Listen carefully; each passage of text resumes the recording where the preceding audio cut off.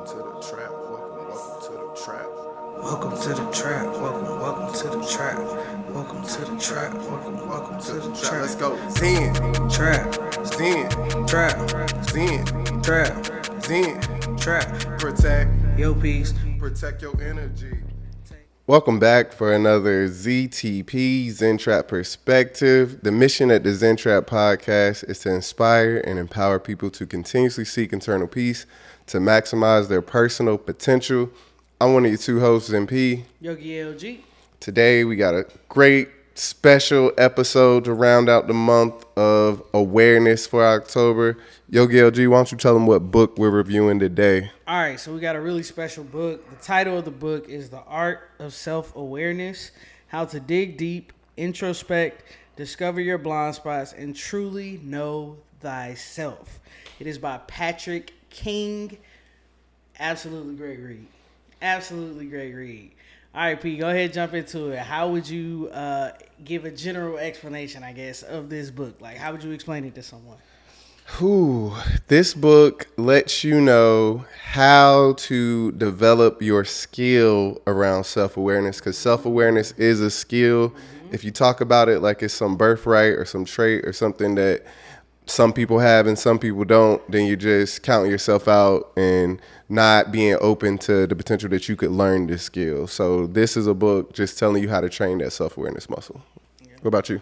I agree. I think it's a deep dive into all things around self-awareness, how to become self-aware, how to recognize the stages in which you're at, how to progress that self-awareness. So everything you say, I piggyback off of that. So what's something new that you learned from this book? Oh my gosh, I learned so many things. Let me give you my first thing that I learned. One, we've had the conversation about, is self-awareness something that you're born with, or can it be developed? Which we both agree that it can be developed. I feel like this kind of gave me a scientific kind of background on, like, yes, this can be developed. These are the things you have to do. But if I was to say something that I learned, it was probably when they talk about there's two types of self-awareness, internal and external self-awareness. And so what those kind of mean is, like, internal is how well you see yourself, and external is how well you see how others view you, which I thought was just like, it put it into that perspective where, oh, you got both sides. So I thought that was a new concept that I haven't thought about. Like, there's two different types of that self-awareness. Am I being aware of how others perceive me, or am I just being aware of how I perceive me, or how I feel, or what I do? So I thought that was a good one. What about you? What was a learning point for you? What was something unique that stood out?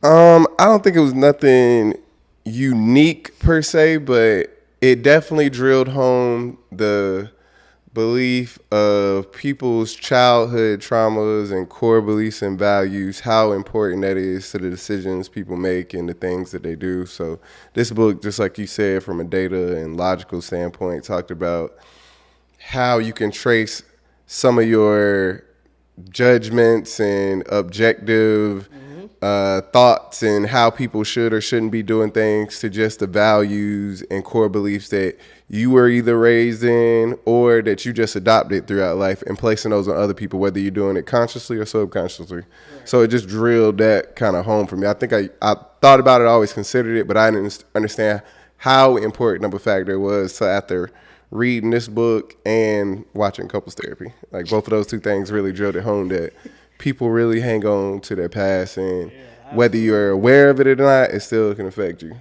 All right.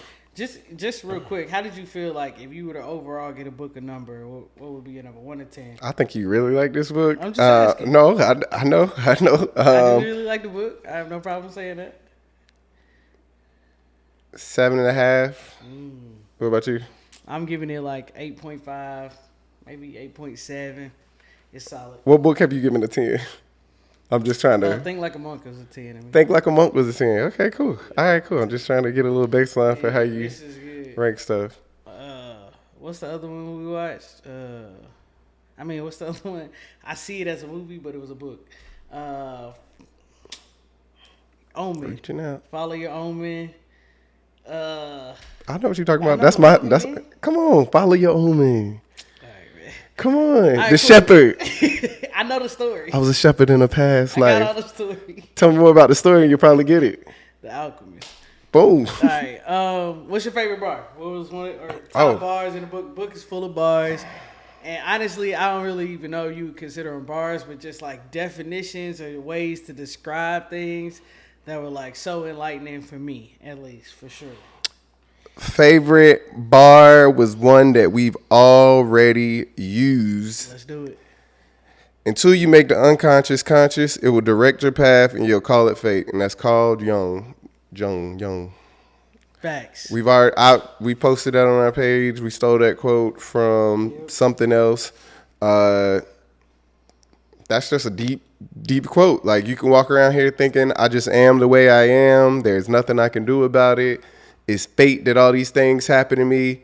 You're being lazy. You are not trying to understand yourself better. Not lazy. He calling it a spade, ain't he? You're being lazy. You're trying to blame everybody else for your problems. You're not looking inward to yourself to figure out. Not saying that, and again, I think a lot of people say this too, but I don't know if they say it loud enough. And it does feel a little offensive to black people, where it almost be like, stop complaining. You keep hearing that a lot. I'm definitely not saying that. You have every right for the reasons that you feel like blaming people most of the time. You probably have a great reason. And now what? You got a reason. So you still gonna struggle? So you just not gonna. And that bar came in an area. It's not gonna improve. They were talking about shadow work, and so that's probably one of my bars. In general, that they were talking about, like, shadow work seems scary, but it's literally growing your awareness. And he gives you steps about like how to do shadow work, which I thought was really good, because another bar, I guess, is introspection is reality. In reality, can be done wrong in so many ways. Like, people say, I'm gonna just spend time getting to know me and doing introspection, but there's so many ways that you could like do that wrong. So he gave these steps about that shadow work, and it's like becoming aware of your triggers. Look more closely at like the first time you ever felt that feeling. Then dig into that feeling, name it, claim it without judgment or shame, and then put your shadow, or this piece of you that is unaware that these things have happened. Put that in the passenger seat and let it take the ride through life with you. I thought that was just... Oh, yeah, this your shit. This your shit. It's good. This book your shit. It was good, for sure. For sure. Yeah, and again, going back to that point, why that's important is because the same trauma, triggers, and subconscious of personality traits and events that cause you to be able to survive in one environment and culture can cause you to collapse and fail in another. Or the same ones that cause you to collapse and fail in one environment can cause you to thrive and succeed in another. So you really need to examine and evaluate those things that best serve the direction you want your life to go, not where your parents or your place where you're from or your community where you want your life to go. Yeah, absolutely. Did you have like a favorite section or area? Of course. My favorite section, I'm going to have to... What's yours first? I'm going to go with the values section. What chapter was that? I don't remember the chapter. Value section, looks like it is chapter 3. Okay, chapter 3. Ultimately, them talking about values and like your values help you understand who you are as your identity. And when you talk about like setting goals and getting shit done, if you don't know who you are, if you don't know your values, you really can't set goals, because you'll hit those goals and look back and be like, dang, that didn't really make me feel good. Like, why did I even go after Gold that? medal syndrome. Because it's not identifying with your values and who you are. So also gave a great step-by-step on how to identify your values. Clear your mind. Let go of biases. Start a list of things that you think you value. And your values, this is a bar, you already have your values. They aren't chosen, they're clarified. I thought that was a bar. Put all that list together, your main values, rank your values, let your values come alive. So basically, like, let it be like a mantra or a picture or something that defines your values. I think they use the example like if health and fitness is your value, then maybe it's like a ballerina that really describes that health and fitness value for you. Because like using your body for motion in a creative way may be how you view health and fitness aligned with like creative artsy stuff. Like, so he was just talking about like basically putting different images or words or mantras to your values, Yeah. and then seeing how they fit in your real life is probably the last step. If you feel good about it, if they make sense to you, if you let the list sit for a minute, come back to it, yeah, this feels right. So I thought that was good too. I agree with everything you said. Chapter 3 about the values was big for me. I think I like that for what I would recommend for other people. Okay. That and probably chapter 4. But my favorite was chapter 2 most likely. Or it could be chapter 5. I don't know. We'll probably talk about both. So chapter 2, this is what I've been saying the whole time about a course that people could have, literally emotional intelligence course. That's I'm advocating for that. Everybody learning, and I'm saying this from a place of I'm 33. I still don't know different words for emotions and stuff like that. I'm just now learning. So I would have loved to have known this. I don't care if it's kindergarten. If you start with the first level of like the wheel or something, you know, you just start with some basics and you keep building on it. Maybe like from elementary school, you only get this package. Middle school, you get this package. High school, you get this package. Whatever. You can think about the logistics of it, but I just think emotional intelligence is super important, and this book really helps play with that so that you can put verbiage to those feelings.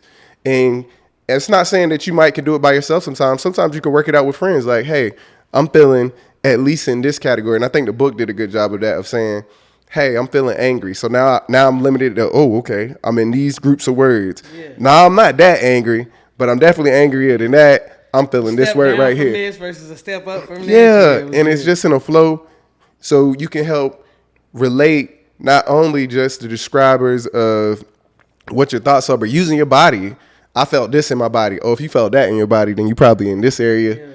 Just a really good book that, again, reiterates the importance of that verbiage. Because, again, in my past, I definitely was not with the verbiage. I'm like, you could just solve it with happy, sad, angry. Like, why we got to keep going through these different levels? Are you angry? Are you sad? Like, just pick one. Yeah, absolutely. How did you foresee this book changing you? Like, what is... Oh, this is good. This is life changing. It motivated me to kind of get to that next level of self-awareness. He also gives a kind of levels of self-awareness that you go through kind of as you age. So there's like 2 levels that are like adolescence and below, and then as you come into adulthood, there's about 3 levels. And so just talking about like, I love that he said like at the level that you're at, you're probably a level below that. And just like you probably think you here, but you probably here. So I just thought that was good. But as far as like changing me, there was a lot of. Or did it target something you struggle with? Something like that. Both of those, like. Okay. Yeah, absolutely. I will say this: I'm a big fan of the verbiage of having those emotions, and when you're talking about that emotional wheel, I gotta throw this bar in here. By naming emotions or labeling it, we give it a handle, so that we can pick up and examine it and separate it from ourselves. That was really good for me, and I feel like that kind of changes how I look at emotions, recognizing that like I am not the emotion. I'm having this emotion, so I can pick this emotion up and say like, oh, okay, this emotion exemplifies these type of characteristics. It makes me feel these type of ways. I'm not this emotion. It is separate from me. So I think that's always like one of those things that I kind of forget, and you let your emotions kind of consume you. Internalize it. And exactly. And so me just like get that word, just the verbiage of saying, giving emotions a handle that I can like pick up and look at and it's separated from myself was so life changing for me. Like, right. Damn, you're right. That ain't even a part of it. You like the suitcase. Yeah, exactly. Suitcase of emotions. For sure. What about you? What do you feel like it targeted something? Did it target anything you struggle with, or do you see it changing you in some way? Yeah, for sure. Where it got me is definitely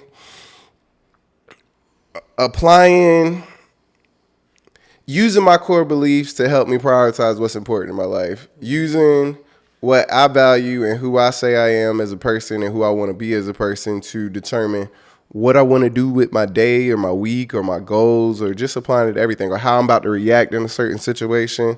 That definitely stuck with me, and it was more specific for me. Let's see.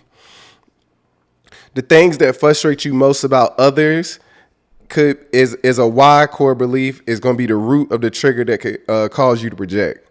So I'm gonna say it again because I wrote it and just like, so the thing that I'm using it for me right now, the thing that I can get frustrated most in somebody else, if I take a second and look at it, it's probably some either resentment, envy, or whatever the words are. Again, I need to go do my own research to learn those words on something that I'm projecting on them that I really want. Yeah. Now that could be the case a lot of times, sometimes it's not, but just taking the time to really be like, okay, why is this strong emotion that they are doing something? Why does that trigger you? Is it really because they either like a Debbie Downer or they not doing something or blah, blah, blah, blah? Or is it because you wish you could be doing more? Or so taking the light in the mirror, turning it back on me, and really understanding what is it in me that's causing me to project on them, or why do I care so much on what they're doing? I would say another really good section for me was the section about covert and overt and covert. Is that the communication? Yeah, we gonna get into that. Don't worry, I was waiting for that. But before we go there, what's something you would share with your loved ones from this book? Okay. I had some stuff on that. Ultimately, like the identity, I realized that like values, it says values basically help you form your identity, right? Identity informs your choices. We do as we do, and we do according to what we value. So you said it a little bit that you would share that with your loved ones. I would too. Like recognize that your values and your identity kind of control what you do and where you go. And so if you kind of set those up and find what your values are, find what's meaningful to you, like really you, like not anything that your beliefs, like your parents taught you, like separate yourself from everything and say like what really means something to me. I think that's super powerful for my loved ones specifically, even my friends that I really care about, is because we typically try to we get in this groove and we go along with whatever everybody else is doing or what we've known from our past, but really like identifying what things matter to you is a good start of being like more self-aware. It's a great start. Great start. If you going with the flow and this coming from somebody that's master at going with the flow, I can. If you going with the flow and you get to where you got a decision to make on, let's say something basic as, am I going out with my friends or am I going to do something that's going to improve whatever skill I deem important? My whole thing I've always said is whatever decision you make, if you having FOMO, then that's probably a good trigger or indicator that you are not in alignment with what your values or core beliefs are at the moment. Yeah. If you have FOMO on both sides, like if you go out and then you be like, oh man, I'm not having fun, I should have stayed home. If you stay home, like, oh man, I'm not having fun, I should have went out. You need to pick a side. You need to pick a side. You need to pick a side on not the side of which one you would enjoy better, but which one aligns with your values. That's that list that you broke down to say, hey, right now I am in the season of improving my skills, so I'm not going to be going out. So now it's an easier decision. When they ask, no, or when I do have the free time, yeah, I can do it and I can balance it out. So I think what I've talked about and a lot of other stuff, for me and some of my friends, what I feel like we struggle with is feeling like when you make that decision, it's so permanent as well. Like this is how it's always going to be versus this is just how it is right now. This decision can change at any moment. You made the list. You can pick to do it or not do it at any given time. But if you just keep it in a state of constant reevaluation, then you're not setting yourself for a baseline to really understand what I do like and don't like. You're just going to keep going to that same spot of like, I don't really know if I like it. You're not giving it a chance. You're not giving nothing a chance to really evaluate it. Like, yes, I really like this. No, I don't really like that. Yeah, absolutely. All right, so what's something that you found in the book? Well, I ain't share my thing for loved ones yet. Oh, okay. No, you good. So the one I would say, and that's why I saved it, was chapter 4, actually. So you talked about chapter 3, which was the value clarification steps, which I would say that one as well. I'm just not going to say the same one she said. After you got your values clarified, you made your list, cleared your mind, prioritized and all of that. Now you're going out and practicing. chapter 4 was actually a TED talk that we did with Tasha Urich all over it, going from why to what. Yep. I would recommend this to my friends and loved ones so much. Stop asking yourself why all the time and getting into these anxious loops because you keep looking for an answer that's not going to matter when you find it anyway to help you get into action. Ask yourself some what questions. And this chapter really, like you said, breaks it down to say, what am I feeling? What is your locus of control meaning? What can you control and what can you not? What is out of your control and what can you control? What am I thinking? What's happening right now? You say that. Zoom out. When I'm having strong emotions, specifically, whether it's good strong emotions or bad strong emotions, zoom out. What was I doing? Who was I around? What was I feeling? Using the emotional wheel to really pinpoint that.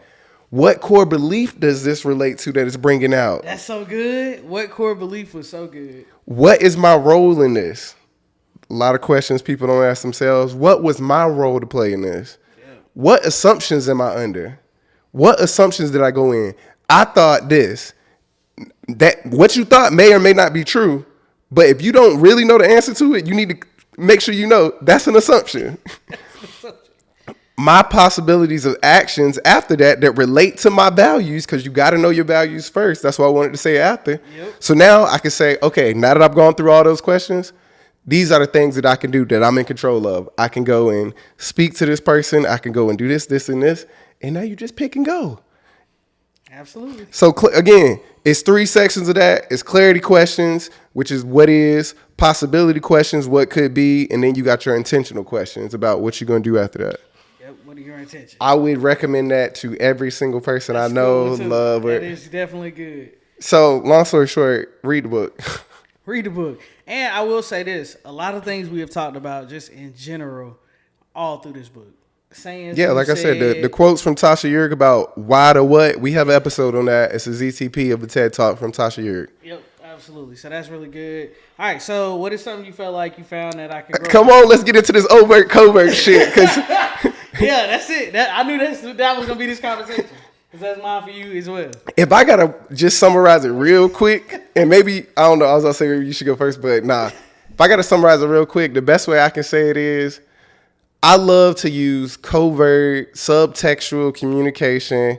And to break down what subtextual communication means is subtle communication, picking up cues, everything outside of direct communication. The tone of your voice, the hand signals you're using, the inflation, all things are subtextual communication. And that falls into the overall umbrella of covert communication. I do only enjoy covert communication in dating. For me personally, when I'm trying to get to know people and dating, it's for strangers for me. Inside of my friend groups, I do not want to use no damn covert communication, and it really bothers me because I don't understand if we not around, especially if we're not out in public or around certain people where you're trying to give me something covert, that's perfect then. Like, we love that. If we are just having a regular conversation and you are speaking covert to me about how you either feel strongly about something or not strongly, or just your thought process or something, I do not understand why it would need to be deliberate covert. I get that the subject, I guess the only thing I can think of in the moment while I'm saying this is that the subject is just sensitive to you. But other than that, all other reasons of maybe you want me to just pick it up for myself, or I can't think of any other reason why you would want to speak to me covertly. So that is my suggestion to you, or even a question of what suggestion. Speak to me overtly, directly about how, especially how you feel on the subject. And I think from the conversation we've had recently in the past, it is you not wanting to be majority or definite on any kind of decision or side because you know it could change, or you just don't want to be 100% about anything. That to me is fine. I still feel like you can speak overtly without using direct, like, I fully agree with this. You just say what you agree with and what you don't. All right. Taken. Well, received. I absolutely recognize that you struggle with receiving covert communication. No. I don't struggle with receiving covert communication. That's what I'm saying. You just left off a big part. From your friends when we're not in public. Yeah, I don't understand the purpose in doing that. I got you. Yeah. I understand that. Yeah, that's what I'm saying. I understand that about you. I think that what was really good in the book was just trying to, when they're explaining like what subtext is, or even why people typically communicate in that way, that it is part of kind of awareness to be able to. I'm asking, why do you specifically do it? Okay, I'm sorry. You're asking me a question. The question is, why do I speak covertly to you when we are not in public? Yes. Inside of our friend group. Yes. I think that's just part of how I speak in general. I think that's how I communicate a lot, is through covert communication. So it's sometimes a struggle for me in general to speak very overtly because I just don't practice it. Okay. Cool. So I think what was really good in there was he was just trying to tell about like how like body language and other things. When you're picking up on that, that's part of like improving your self-awareness, being able to like read that about other people. It kind of goes into that external awareness that we were talking about on how others view you or how you perceive how they view you, being able to like pick up on somebody's emotions and what they're going through, thinking about who that person is, and looking at that from that lens or that perspective when you're talking to that person. Another thing I thought was super cool was that he was just talking about like people watching. Or like just going out and like making those stories about, and we do that all the time. Like, I love the people watch. Just look at people and like, oh, I bet you this person doing this and this person is doing this. You're basically looking at that subtext or that covert communication style that they're doing, and you're like making up a story because you don't know overtly what they're saying. I love it with strangers. I love the covert with strangers.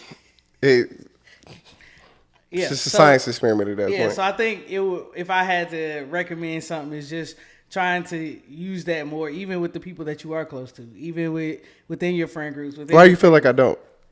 I'm not receiving what you're saying. I'm asking like to be more curious. Why do you feel like, if you recommend it, why do you feel like I don't use that?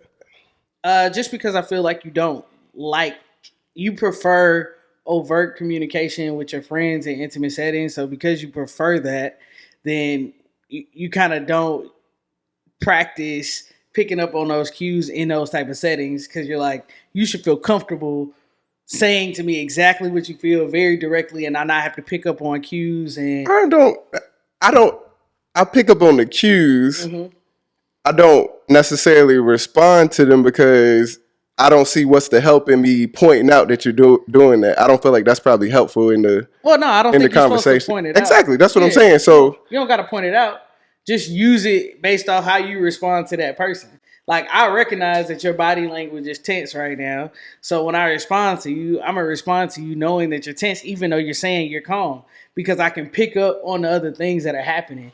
You are not directly saying it, but I can tell that you're feeling it. I can infer what's happening here. I don't have to like really get you to come out and say like, I'm tense right now. And I'm trying not to be tense. Like, I already recognize it. I see that and I'm picking up on it. You don't have to say it out loud or overtly say it. Okay. I receive what you're saying. I guess it's in the delivery that I'm responding back to people. Yeah, I think that's the reason that you kind of understand what the subtext is, so that in your response you can be more sensitive. In your response you can be more accurate, or really like have the conversation get to a point where I'm showing I understand you, not just because of the words you're saying, but also the other cues that are going into how you're communicating with me. I understand what you're saying. I'm not looking for passive aggressive understanding of what I'm saying. Okay. You understand what I'm saying? And recognize that subtext is the root of passive aggressive communication. We know that it doesn't have to go into passive aggressive, but it is a part of passive aggressive communication. But that's what that sounds like to me. That's what I'm saying. Well, I can look for all that. I didn't say it's all that. Mm-hmm. I'm just saying in the way you described it, that's how it sounds. Like, I'm not looking for you to receive what I'm saying in a body language, I guess, way, and for you to have to respond how you feeling based off your body type. I can see that and I recognize that, and I'm still trying to take that in how I'm speaking to you. But again, like you said, like, I'm not going to like point it out and say something to you about it. So I guess that's what I'm saying. I don't even know how you would I guess I would How like you to would see know you if practice more of the using it in the way you respond. how It do you doesn't how do you seem. know that I'm using it then versus not? Uh, I think based off past experience, I feel like you specifically request like I need you to communicate overtly what you're trying to say because your covert communication is not working for me. No, that's what I guess I'm asking. So I'm saying if I just don't ask you that question, you saying I'm improving on it? If I don't ask you to speak more overtly, then No, I'm I not. think it'll also go into play on how you respond to somebody. I think that as well as how you respond says to me some. And again, this is on certain occasions, it says to me like, "Hey, I hear you. I know what you're saying, but you're not speaking to me directly. So I'm gonna try to get you to where you're speaking directly." That's how you respond. You respond in a way that's like, "You're not being direct. I want you to be direct right now." And I feel like you should be comfortable to be direct. So the fact that I'm trying to like pick up on your body language is weird for me. Can you please speak directly to me? That's the subtext I get from your communication and responding back. If that makes sense. That makes sense. I'm Right. asking, you don't want me to do that, right? Is what you're saying? I I'm saying or I'm recommending that you practice not doing that so much and actually receive what that person's saying from the subtext and just respond based off that subtext. Like I feel like we've had a couple conversations where you're like, yeah, but that would cause me to infer. And I'm like, yes, I want you to infer. And you're like, well, I don't think I need to infer when you could just speak to me directly. You could just tell me what to assume, That's what to I guess believe. that's where I'm. And again, we going somewhere else with it. But why do you want me to infer? Is what I'm kind of picking up at in those situations. When again, Yeah, it's just us two as close friends. Why are you putting me in a position where you want me to infer? I understand. I understand what you're saying. Do you That's see? yeah. I don't think I'm you. asking. No, but I'm asking. That's what I'm saying. Like I can just stop right here. Is That's what? how I communicate. Okay. I'm saying okay. I'm picking up the subtext that maybe you just don't want to answer this because again, I don't know if you understand that I'm asking you why do you do it specifically, and you just saying that's just the way I communicate. If that is what I'm It supposed to makes leave me it with, feel cool. comfortable. It makes me feel safe. I feel like most people understand it better that way. There's multiple reasons I want to do it. It just Yeah, and depends that's on the what I person. was. That's what I guess I'm trying to dig for, and I feel like you were protecting those reasons, and that's what I'm saying. Your body language and stuff, even when I say that, will be like, no, I'm not protecting those reasons. You also aren't saying them. Yeah, I just thought those were inferred subtext. That was a joke, guys. That was a joke. I guess I'm asking like, what am I going to do with the other inceptions or inferences? Like I could, like you say, I could come up with 1,000 other inferences about why you don't want to do that. What am I going to do with those? uh, I don't know. I guess to me, no, I'm not gonna say I don't know. If if I make you can make a different inference that leads you to another conclusion besides okay, she don't want to talk about that. It could be like, oh, And that's what I'm okay. saying. What am I going to do with it? It controls how you respond. Like once you realize like, oh, I think I understand what this person is trying to communicate, even though they're communicating it through subtext and covertly. I'm now going to respond different. Instead of saying My like, "Oh, she just don't want to talk about that," your response now may be, "Oh, okay, I recognize that this is, I don't know, let's just say it's a trauma response. Oh, this is a trauma response. She didn't get to talk when she was a child. Okay, how can I make her feel safer in having this conversation from a perspective of this doesn't make her feel safe? Not, okay, she don't want to talk about this because she would just say it if she wanted to talk about it. You have other options and other avenues to go down once you start picking up on these cues that you didn't pick up on before, is my opinion. okay. And I think ultimately that's what the book was trying to get at. And it definitely leads back to empathy. We always talk about empathy and sympathy here. And I think that was a really good section on empathy as well. All right. Got any last words? No, I think read the book. It's a good read. Chapters are long. It's only like I don't know 6-7 chapters, but they're kind of long. But it's quick read in general. I think it definitely will help you dive into self awareness if that's the journey you're trying to go down. If you want to get deeper in it, it gives you that deeper level.